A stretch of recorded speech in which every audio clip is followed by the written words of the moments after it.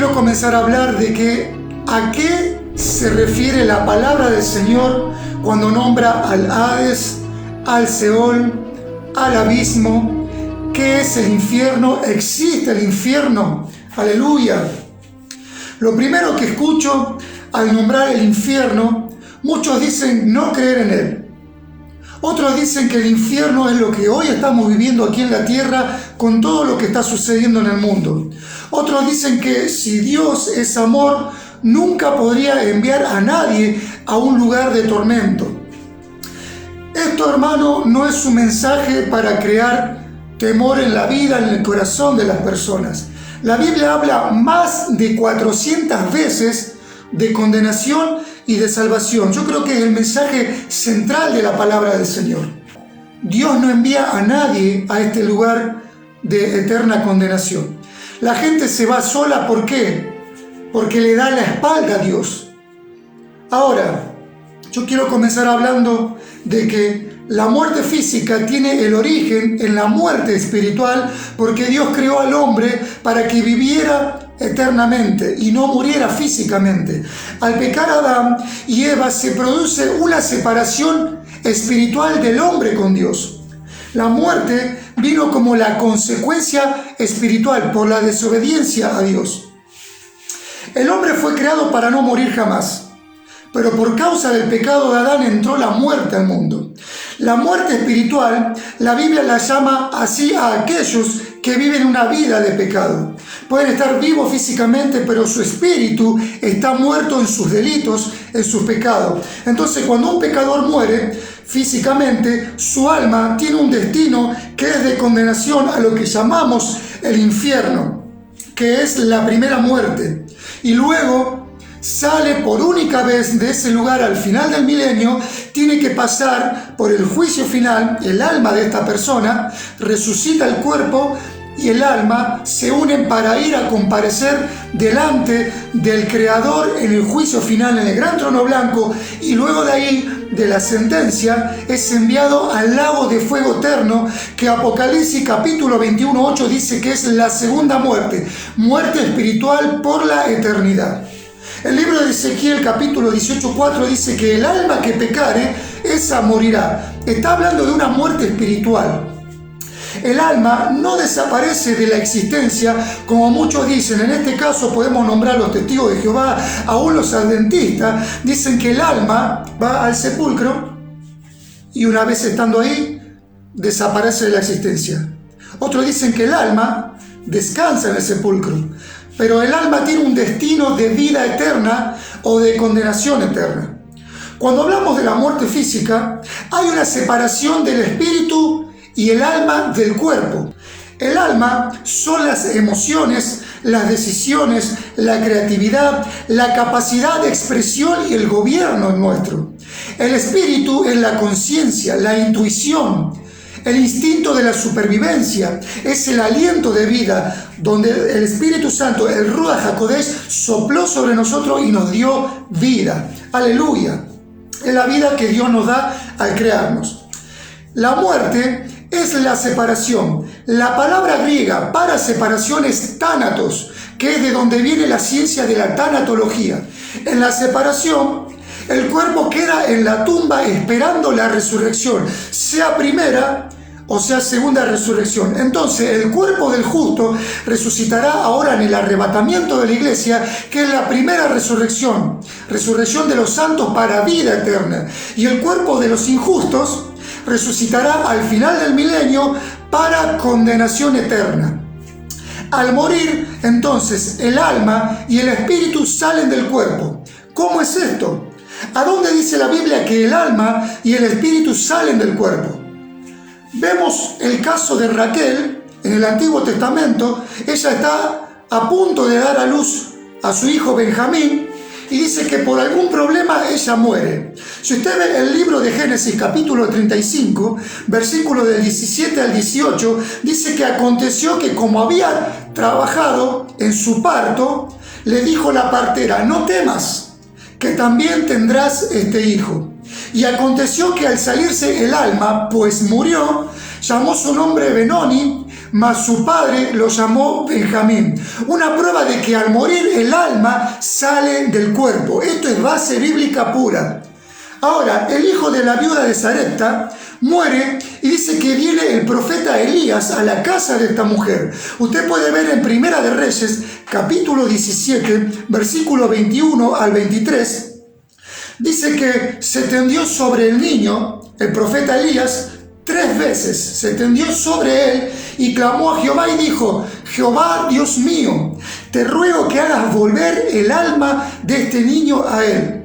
Y dice que Jehová oyó la voz, el clamor de Elías, y el alma del niño volvió hacia él y revivió. Entonces, tomando el niño Elías, se lo dio a su mamá y le dijo: mira, tu hijo vive. Entonces, este capítulo es una muestra de la resurrección. El alma que hizo salió y luego volvió al cuerpo. ¡Aleluya! Entonces, en la muerte, el espíritu deja el cuerpo. Santiago capítulo 2, versículo 26 dice: porque el cuerpo sin el espíritu está muerto.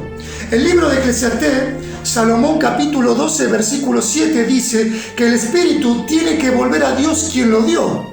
Ahora, hay una duda que muchos tienen. ¿Será el deseo de nuestro Dios condenar a los injustos? ¿Usted qué piensa? En el libro de Juan, capítulo 3, versículo 16 al 19, es el mensaje para mí más importante de la palabra del Señor. Porque de tal manera amó Dios al mundo, que ha dado su Hijo unigénito para que todo aquel que en Él cree no se pierda, mas tenga vida eterna. Porque no envió Dios a su Hijo al mundo para condenar al mundo, sino para que el mundo sea salvo por Él. El que en Él cree, en Jesús, no será condenado, pero el que no cree ya ha sido condenado. Ahora, ¿por qué? Porque no ha creído en el Hijo de Dios.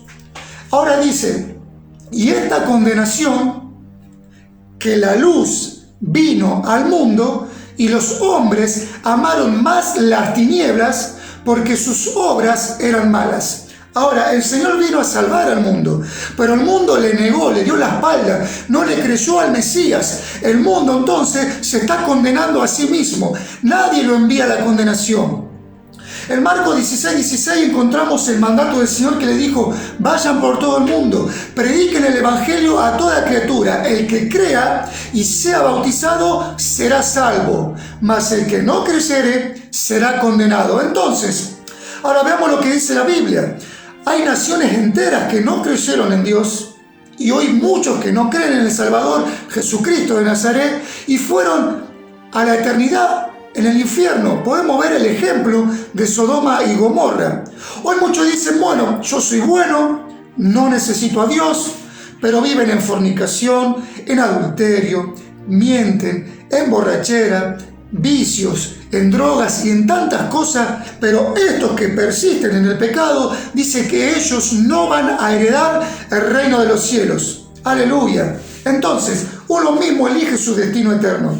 El Señor no quiere que ninguno sea condenado ni vaya a ese lugar. Miren lo que dice 2 de Pedro, capítulo 3, versículo 9. El Señor no retarda su promesa, según muchos la tienen por tardanza, sino que es paciente para con nosotros, no queriendo que ninguno perezca, sino que todos procedan al arrepentimiento. Entonces, el infierno no fue creado para el hombre.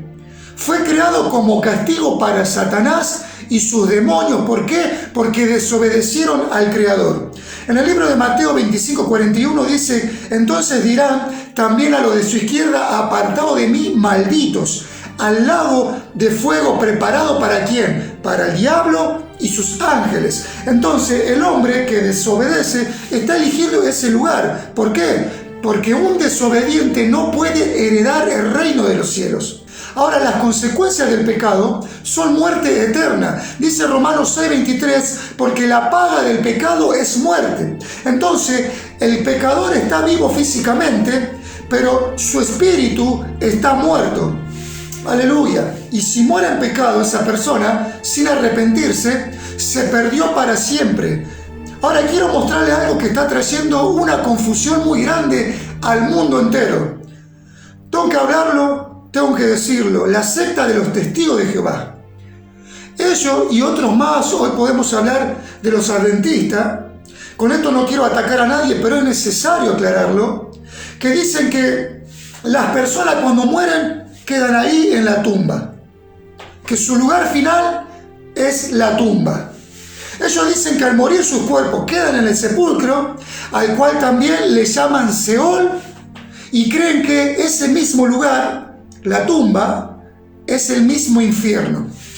Dicen que ellos de ahí desaparecen de la existencia, ya no hay más nada de ellos. Y más adelante les voy a explicar por qué.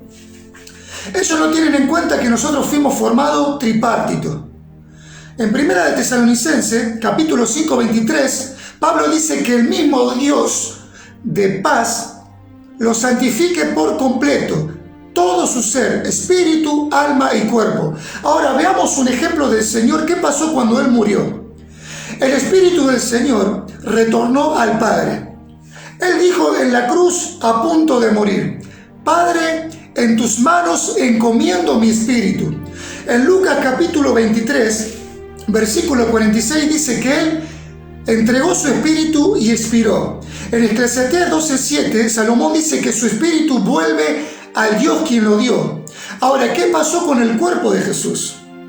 El cuerpo fue al sepulcro. Dice Mateo 27, del 57 al 60, que había un hombre, discípulo de Jesús, llamado José de Arimatea, que él pidió el cuerpo de Jesús y lo sepultó. El alma de Jesús bajó a las profundidades de la tierra, en hebreo llamado Seol y en griego llamado Hades. En Mateo capítulo 12:40 dice que así como Jonás estuvo en el vientre del pez por 3 días y 3 noches, así el Hijo del Hombre estará en el corazón de la tierra por 3 días y 3 noches. Entonces el Señor, al descender, su alma estuvo 72 horas en las profundidades de la tierra. Escuche esto, la palabra Seol o Hades es morada para los muertos, no física, sino que está hablando del alma, está hablando de la parte espiritual. Cuando tradujeron la palabra Seol al griego, los griegos tenían un dios llamado Hades, el dios de la muerte en la mitología griega. Entonces se traduce Seol como Hades para que los griegos, usando el nombre, pudieran entender que hablaban de ese lugar. Así la palabra hebrea Seol se traduce al griego como Hades, como morada para los muertos debajo de la tierra. La palabra hebrea Seol es palabra singular, no tiene plural. Entonces quiere decir que no hay Seoles, hay un Seol, un solo Seol. Ahora, la palabra sepulcro en hebreo es keber, es singular. Y esta palabra sí tiene plural, que significa kebarim. Entonces, keber es un sepulcro y kebarim son varios sepulcros. Ahora, David profetiza de Jesús y dice en Salmo 16:10: no dejarás mi alma en el Seol. No dijo tumba. Ahora, en el libro de Hechos, vuelve a decir lo mismo. Capítulo 2, versículo 27. Porque no dejarás mi alma en el Hades. Primero el salmista dijo Seol. Ahora, en el Nuevo Testamento le dice Hades. Esta es otra traducción. Isaías 53:9 profetiza la muerte física de Jesús y su sepultura. Ahora, en hebreo dijimos que la palabra tumba es keber, y al traducirlo al griego en la Septuaginta, que es la primera traducción de la Biblia hebrea al griego, queda traducido como menemeion. El griego sí acepta plural, entonces son tumbas. Sepulcros hay muchos. Seol hay uno. Hades hay uno solo. O sea que infierno hay uno solo. Entonces la tumba y el infierno no es lo mismo como predican los testigos de Jehová y los del adventista del séptimo día. Entonces la tumba se encuentra en la superficie de la tierra. El Seol está en la profundidad de la tierra.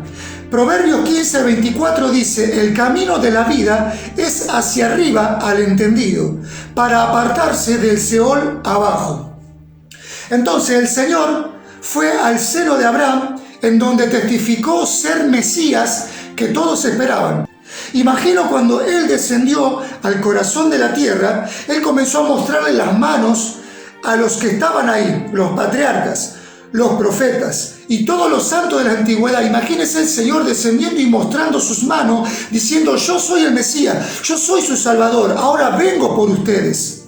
Ahí el Señor resucitó a un grupo de personas que la Biblia no describe quiénes son ellos, pero se cree que fueron algunos de los patriarcas del Antiguo Testamento.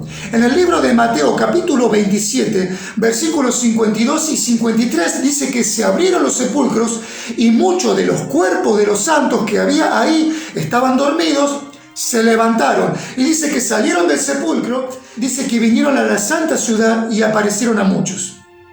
Ahora, estos resucitados, dice que predicaron en Jerusalén, dando testimonios en persona de que ellos fueron resucitados por el poder de Dios.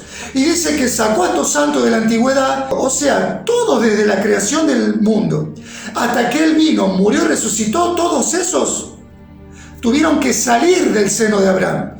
Un pequeño grupo resucitó y predicó en Jerusalén, y los demás fueron llevados al tercer paraíso. El primer paraíso la Biblia lo describe como el huerto del Edén. El segundo paraíso es el seno de Abraham. Y el tercer paraíso está en el cielo, en el tercer cielo. Ahora, ¿a dónde fue el Señor cuando bajó al corazón o al centro de la tierra? Algunos aseguran que el Señor solo fue al seno de Abraham, donde rescató a estas personas, a los santos del Antiguo Testamento. Otros dicen que también fue al infierno, dado que ahí venció a Satanás y le arrebató las llaves de la muerte y del Hades. Otros dicen que el Señor no pudo haber ido al infierno porque Jesús nunca pecó, y el que pecó al ir al infierno no puede salir de ese lugar. Lo cierto es esto, hermano, que el Señor dijo que Él estaría en el paraíso, o sea, el seno de Abraham, en el centro de la tierra, pero en ese lugar jamás estaría el padre Abraham junto a Satanás y los demonios. Ahora, ¿será que el Señor fue a los dos lugares al descender al centro de la tierra en esos 3 días? Veamos lo que dice Primera de Pedro, capítulo 3, versículos 19 y 20. Y dice que Él fue y predicó ¿a quién? A los espíritus encarcelados, a los que en otro tiempo desobedecieron, los ángeles caídos y demonios. Segunda de Pedro capítulo 2 versículo 4 dice: porque si Dios no perdonó a los ángeles que pecaron, sino que arrojándolos al infierno, los entregó a prisiones de oscuridad para ser reservados al juicio. Este pasaje de Segunda de Pedro 2.4 es el único pasaje en el que el original griego habla de prisiones de oscuridad en el infierno usando la palabra tártaro. La palabra tártaro es traducida como abismo, el lugar más profundo del Hades, donde se encuentran las cárceles de demonios. Entonces, Satanás y los demonios no tienen por qué estar en el mismo lugar que Abraham, o sea, en el seno de Abraham. Acá dice que el Señor predicó a los demonios. La palabra original en el griego es keruso. Esta palabra significa proclamar. Dice que Él proclamó. Entonces, una cosa es predicar, que predicar es evangelizar para los que necesitan salvación, pero los demonios no necesitan salvación. Ellos ya están perdidos por la eternidad. Entonces, ¿qué hizo Él? Él proclamó a los demonios, es decir, que Él fue y se declaró ser el Mesías y le quitó las llaves de la muerte al diablo. Y ahí se cumple la palabra, se cumple lo que dice Primera de Corintios, capítulo 15, versículo 55. ¿Dónde está, oh muerte, tu aguijón? ¿Dónde, oh sepulcro, tu victoria? Jesús dice en Apocalipsis capítulo 1, versículo 18, yo soy el que vive y estuve muerto, ahora vivo por los siglos de los siglos y tengo las llaves de la muerte y del Hades. La Biblia declara que bajó al Hades. Aún la Biblia dice que Dios es omnipotente, es omnipresente. Entonces quiere decir que Él está en todos lados. Salmo capítulo 139, 8, el salmista dice: si subiera a los cielos, allí estás tú. Y si en el Seol hiciere mi estrado, allí tú estás. Entonces vemos que el Señor proclama ser el Mesías a los demonios encarcelados y le quitó las llaves al diablo y sacó a los santos del seno de Abraham. Sigamos. Entonces, ¿fue o no el Señor a los dos lugares? Una en la parte superior, el seno de Abraham, y la otra en la parte inferior, donde se encuentra el infierno, el Hades o el Seol. El Señor tenía que salvar a los suyos, como dijimos, y arrebatarle la llave del infierno y de la muerte a Satanás. En Hebreos capítulo 2, versículo 14 dice: así que, por cuanto los hijos participaron de carne y sangre, Él también participó de lo mismo. ¿Para qué? Para destruir por medio de la muerte al que tenía el imperio de la muerte, esto es, al diablo. El infierno, mire lo que dice aquí. Es un imperio, es grande, es como un país, está lleno de habitantes en condenación, gobernado ¿por quién? Por el mismo Satanás. Ahora le comparto la historia del rico y Lázaro. En el libro de Lucas capítulo 16, versículo del 19 al 31, dice que había un hombre rico, que él se vestía de púrpura y de lino fino, y dice que cada día hacía banquete con gran esplendidez, mucho dinero. Había también un mendigo llamado Lázaro, que él estaba echado a la puerta de este hombre rico, pero dice que estaba lleno de llagas. Este hombre dice que ansiaba saciarse de las migajas que caían de la mesa de este hombre rico, y aún los perros dice que venían hacia él y le lamían las llagas. Y aconteció que murió el mendigo y fue llevado ¿por quién? Escuche esto: por ángeles al seno de Abraham, y murió también el rico y fue sepultado. Aquí había un rico, vestía de púrpura y de lino fino. Así vestían los fariseos de esta manera: púrpura y lino fino. Este rico era un fariseo, era un religioso, era un predicador. Debe haber sido un hombre de mucha importancia porque era rico. Y dice que comía de lo mejor. Ahora Lázaro era mendigo, pero este no es el Lázaro que habla la Biblia, hermano de Marta y María. Pero dice que este religioso nunca puso en práctica, por ejemplo, el haber ayudado a este necesitado. Lázaro quería comer de las migajas que caían de la mesa de este rico, y aún así los perros le lamían la llaga. Ahora Lázaro murió y los ángeles dice que lo llevaron al seno de Abraham. Fue conducido al centro de la tierra, segundo paraíso, por ángeles. El rico en el Hades dice que levantó sus ojos y él dice que estaba en tormento. Ahora imagine cómo es el infierno. Y dice que vio de lejos a Abraham, el padre Abraham. Entonces él, el rico, dando voces, dijo: Padre Abraham, ten misericordia de mí y envía a Lázaro para que moje la punta de su dedo en agua y refresque mi lengua, porque estoy atormentado en esta llama. Pero Abraham dice que le dijo: Hijo, acuérdate que recibiste tú bienes en tu vida y Lázaro también males, pero ahora este es consolado aquí y tú atormentado. Acá encontramos otra de las tantas evidencias que vimos y vamos a ver de que el alma no muere, ni tampoco está en descanso en la tumba como muchos hoy predican. Los 5 sentidos que nosotros tenemos en ese lugar siguen intactos. Ahora el alma del rico está recibiendo tormento y la de Lázaro está recibiendo consuelo. Ahora, en el Hades, esto significa que la gente grita. El mendigo pedía comida. Ahora el rico estaba mendigando agua. Su dinero no podía comprar nada de salvación, ni agua, ni consuelo. El rico dijo: Padre Abraham, ten misericordia de mí. Y Abraham le dijo: Hijo. ¿Por qué uno dijo padre y otro dijo hijo? Eso es porque el rico era judío, descendiente suyo, descendiente de Abraham. O sea que también los muertos se pueden reconocer entre sí. Si se reconocen en el infierno, ¿cuánto más en el cielo? Ahora, yo creo que en el cielo podremos reconocernos entre hermanos, amigos y familiares, los que hemos sido salvos. Y recordaremos los buenos momentos vividos en la tierra, pero tal vez los malos momentos, los malos recuerdos no sean recordados en el cielo. ¿Por qué? Porque dice la Escritura que allá no habrá llanto, no habrá tristeza, no habrá dolor. Imagínense un matrimonio en los cuales sus hijos se perdieron, no fueron salvados.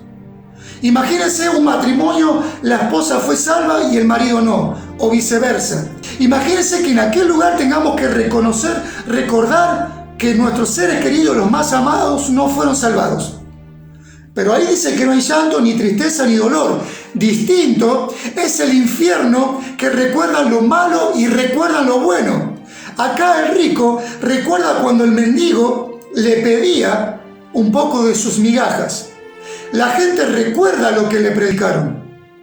Ahí el fuego y las memorias, la mente, los recuerdos atormentan a los condenados. Ellos, los que están en ese lugar y los que vayan a estar en ese lugar, van a recordar los males que hicieron en la tierra. Quizás recuérdenlos bien, pero recuerde usted que nadie es salvo por obras, y van a recordar cuando le predicaron el Evangelio y ellos no quisieron oír, no aceptaron la palabra del Señor. Esto es para aquellos que dicen: vamos al infierno, ahí está lleno de mujeres, ahí vamos a tomar droga, alcohol, hay prostitutas, hay fiesta, ahí hay libertad. Esos son los que dicen: sigamos de fiesta, disfrutando, que pronto moriremos. Para que entiendan qué hay en ese lugar. Versículo 26, seguimos con la historia del rico y Lázaro. Dice: además de todo esto, hay una gran cima que está puesta entre ustedes y nosotros. De manera que los que quisieran pasar de aquí hacia ustedes no pueden, ni de allá para acá. Entonces le dijo: te ruego, Padre, que le envíes a la casa de mi padre, porque tengo 5 hermanos, para que les testifiquen, a fin de que ellos no vengan a este lugar de tormento. Y Abraham le dijo: a Moisés y a los profetas tienen, óiganlos. Él entonces dijo: no, padre Abraham, pero si alguno fuere de ellos de entre los muertos, se arrepentirán. Aleluya. Mas Abraham le dijo: si no oyen a Moisés y a los profetas, tampoco se van a persuadir, aunque alguno se levante de entre los muertos. Entonces aquí hay otra evidencia de las tantas de que el seno de Abraham está en la parte superior y el Hades en la parte inferior, separados por una cima, un hueco, una distancia entre las dos partes. Mire este detalle. En el versículo 25 hablaban Abraham y el rico en singular, entre ellos dos. Pero en el versículo 26, Abraham habla en plural. Él dijo: hay una cima entre nosotros, plural, y entre ustedes, plural. Es decir, que en el Hades hay más gente que lo que estaba pasando con el rico en ese momento. Hay más gente en ese lugar. Entonces el rico dijo: Padre, te ruego que envíes a Lázaro a predicar a mis hermanos para que no vengan a este lugar de tormento. Ahora tome en cuenta que este era un religioso, era un predicador. No hizo lo que la palabra del Señor nos manda hacer, como hoy hay muchos que no ayudan a las viudas, a los huérfanos ni a los necesitados. Así habrá muchos predicadores en ese lugar que no hicieron la voluntad de Dios. La palabra dice: muchos me dirán en aquel día: Señor, Señor, ¿no profetizamos en tu nombre? Y en tu nombre no echamos fuera demonios. Y en tu nombre no hicimos milagros. Entonces el Señor se parará frente a ellos y le dirá: nunca los conocí, apártense de mí, hacedores de maldad. Abraham le dijo: a los profetas tienen. O sea, tenemos la palabra de Dios. Y el rico dijo: escuche esto, pero si alguno de ellos resucitan y les predican, ellos oirán y se van a arrepentir. Hermano, déjeme decirle esto. Hoy muchos están escuchando la palabra de Dios, escuchan a los predicadores, a los misioneros, escuchan el mensaje y con todo eso no se arrepienten. Jesús resucitó y no le escuchan y no le creyeron. Si esa gente hoy no cree, lamentablemente en ese lugar van a creer. Vemos al rico clamando por sus familiares. Los muertos claman para que su familia no vaya en ese lugar. Distinto es que los vivos clamen por los muertos que ya no tienen solución. Y aparte de eso, clamar por los muertos no es bíblico. Hoy vemos gente que está rezan por los muertos, rezan en misa, hacen las novenas. ¿Para qué? Para que sus seres queridos, las almas de sus seres queridos, salgan de un supuesto purgatorio. La doctrina del purgatorio, hermano, no es bíblica. Esa doctrina fue creada en el año 593 por la Iglesia Católica. Según el catolicismo, número 1030, se basa en creer que con los rezos van a salir las almas de los condenados que están supuestamente en un lugar intermedio, esperando ir o ser purificada para ir al cielo. De eso se trata el invento del purgatorio. Entonces, eso significa que la muerte de Jesús para ello no es suficiente.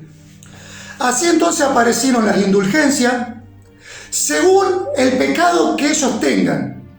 ¿Qué hacen? Cobran para interceder y sacarlo de ese supuesto purgatorio más rápido. Entonces, hacen una misa, hacen una penitencia, podés llegar a entregar hasta una propiedad para sacarlo más rápido de ese supuesto purgatorio. En el caso de los testigos de Jehová, ellos no creen en nada de esto. Usan como base doctrinal, escuche esto, lo que dijo Salomón en el libro de Eclesiastés, capítulo 9, versículo 5. Dice así: porque los que viven saben que han de morir, pero los muertos nada saben. No tienen paga, porque su memoria está puesta en el olvido. También su amor y su odio y su envidia fenecieron ya, y nunca más tendrán parte en todo lo que se hace debajo del sol. Escuche esto. Ahí Salomón está negando la eternidad del alma. Escuche bien lo que voy a decir. Aquí nace la doctrina de los testigos de Jehová. Niegan la resurrección de los muertos. Ahí, cuando hablamos de resurrección, podemos hablar del hijo de la viuda de Sarepta, del hijo de la Sunamita, del ejército del valle de los huesos secos. Podemos hablar de la hija de Jairo, podemos hablar de la hija del hijo de la viuda de Naín, podemos hablar de Lázaro, podemos hablar de los que resucitaron con el Señor cuando el Señor resucitó, que acabamos de nombrar, podemos hablar de Dorcas, podemos hablar del joven Eutico. Esos murieron y resucitaron. Todos estos hoy están para resucitar en el arrebatamiento de la iglesia. Murieron, resucitaron, volvieron a morir. Entonces ellos están esperando el arrebatamiento de la iglesia para que se cumpla la palabra de que al sonar la trompeta con voz de mando, con voz de arcángel y con trompeta del Señor, los muertos en Cristo resuciten primero y nosotros, detrás de ellos, seremos todos transformados y de ahí iremos a las nubes en espera de nuestro Señor Jesucristo. Arrebatamiento. Entonces vimos que Salomón, en Eclesiastés capítulo 9, versículo 5, él negó la eternidad del alma. Pero ahora, mire lo que va a hacer en adelante. Primero la niega.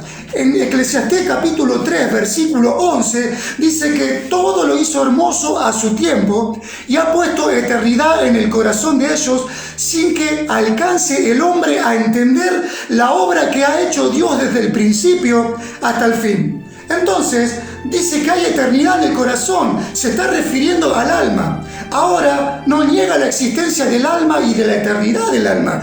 Y en Eclesiastés 3:21 dice: ¿quién sabe que el espíritu de los hijos de los hombres sube arriba y el espíritu del animal desciende abajo de la tierra? Y en el capítulo 12, versículo 7 dice: el espíritu vuelve a Dios quien lo dio. Salomón era un hombre muy sabio, pero algo pasó. Él no entendía lo que había luego de la muerte. Él tenía un límite de su conocimiento. Entonces los testigos de Jehová toman estos versículos de Salomón para distorsionar su doctrina.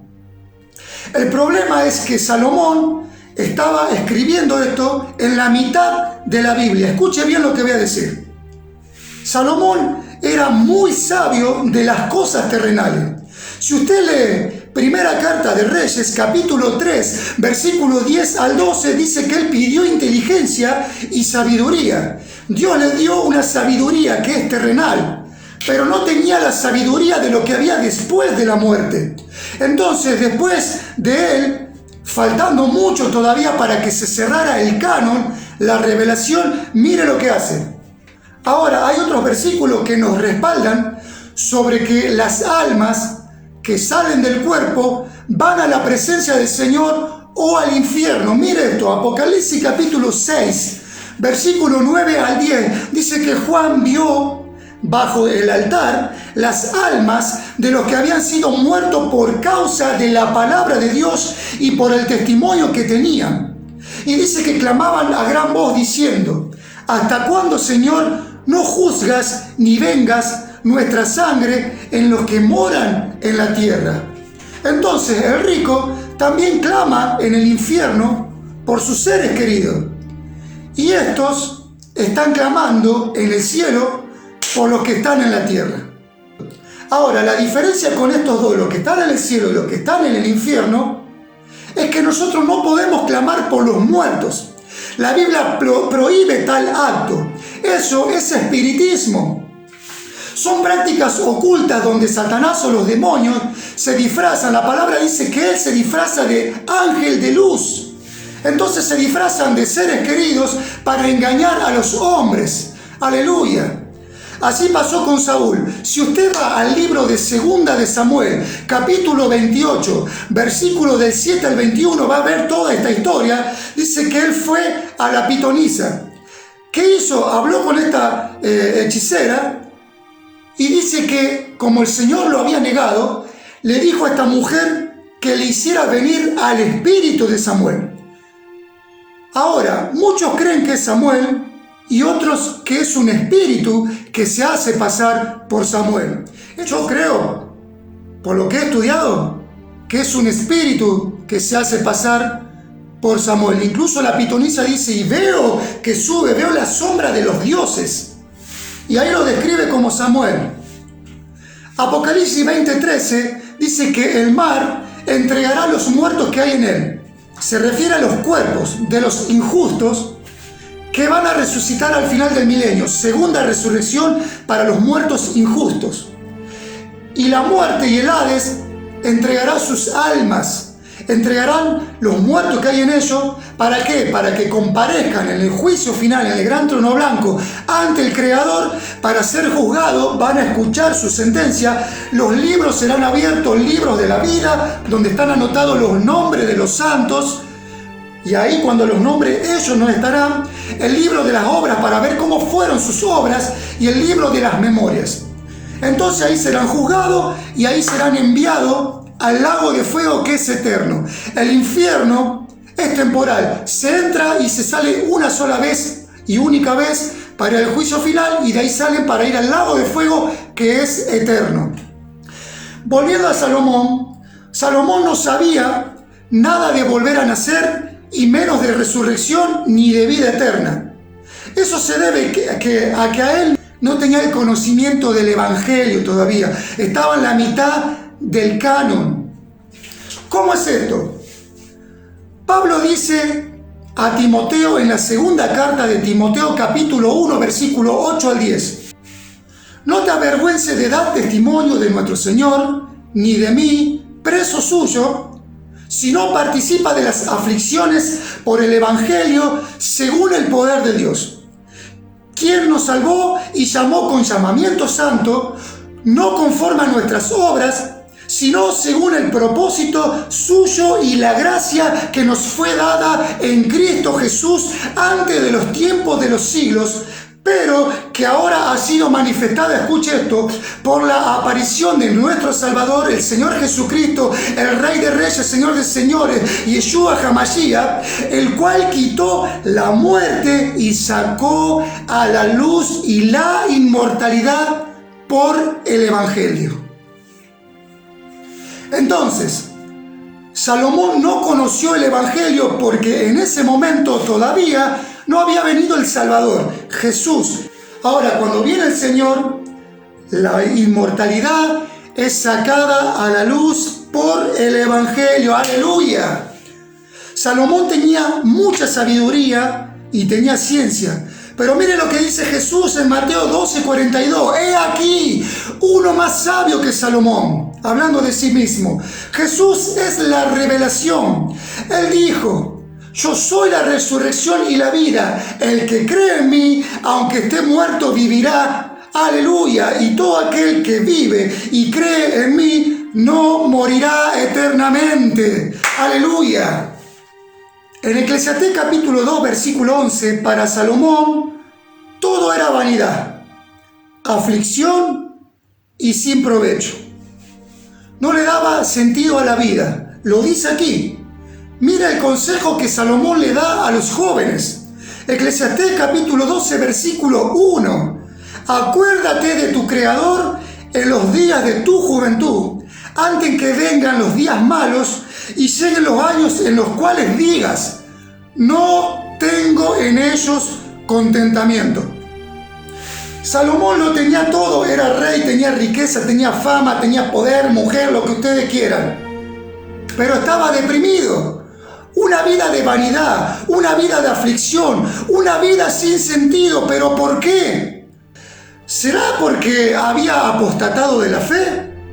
¿Será porque se fue detrás de otros dioses? En Primera de Reyes, capítulo 11, versículo del 9 al 12, y se enojó Jehová contra Salomón, por cuanto su corazón se había apartado de Jehová, el Dios de Israel, que le había aparecido 2 veces. Y le había mandado que no siguiese a dioses ajenos, mas él no guardó lo que mandó Jehová. Y dijo Jehová a Salomón: porque no has guardado mi pacto y mis estatutos que yo te mandé, romperé de ti el reino y lo entregaré a tu siervo. Sin embargo, no lo haré en tus días por amor a David tu padre, lo romperé en mano de tu hijo. Ahora, un reino que fue dividido por este hombre llamado Jeroboam, pero por no guardar lo que el Señor le había mandado. Para los que nosotros, o para los que vivimos de acuerdo a la palabra de Dios, la vida, hermano, no es vanidad, no es aflicción. ¿Por qué? Porque desde que el Señor viene a nuestra vida, tenemos sentido la vida. Él te cambia, Él te transforma, Él rompe las cadenas en tu vida, Él te da una nueva vida, vuelves a nacer, eres lavado en la sangre del Cordero. ¡Aleluya! Entonces usted vea esto. La secta de los testigos de Jehová fue creada en el año 1872 por Charles Taze Russell. Este hombre masón, grado 32, imagínense, torció más de 400 versículos.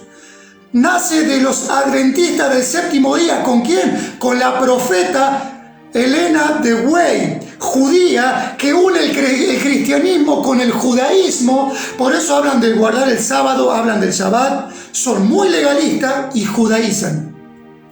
Los testigos de Jehová no creen en el cielo, no creen en el infierno, no creen en sanidad, en milagro, no dan sangre, porque para ellos el Espíritu Santo es una fuerza activa o una expresión inspirada. Es una energía para ellos.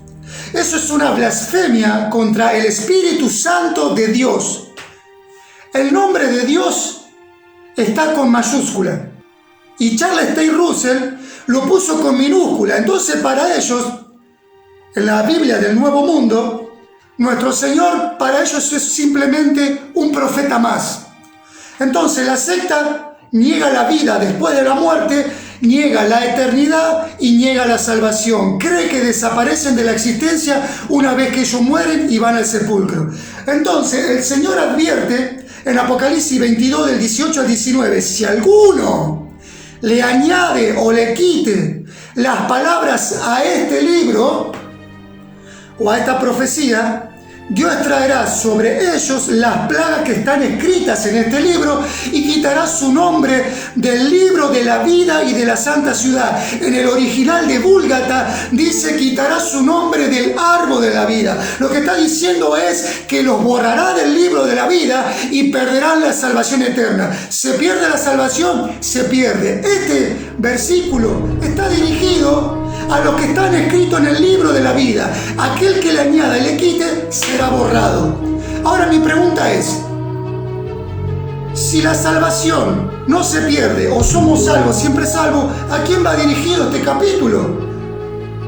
Si los que son salvos no pierden la salvación y los impíos que no están escritos en el libro de la vida, no están escritos, ya perdieron la salvación, ¿a quién iría entonces dirigido Apocalipsis 22, 18 y 19? Esto aplasta la doctrina del salvo siempre salvo, de que la salvación no se pierde.